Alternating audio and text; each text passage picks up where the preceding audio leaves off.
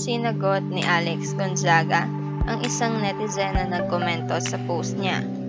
December 24 nang mag-post ang aktres ng larawan kung saan kasama niya ang pamilya at ang fiancé na si Mikey Morada. Praise the Lord for blessing us with family. Merry Christmas from our family. Caption ni Alex sa post niya. Sa comment section naman ay may nagsabing buntis raw ang aktres. Buntis? Halatang halata na. Tignan ang hawak ni Mikey sa tiyan ni Alex. Komento ng netizen. Di ba pwedeng lang? Since day 1, constipated na ako. Ayaw makisama ng tiyan ko kaya naglutalay po na. Sagot naman ito sa netizen.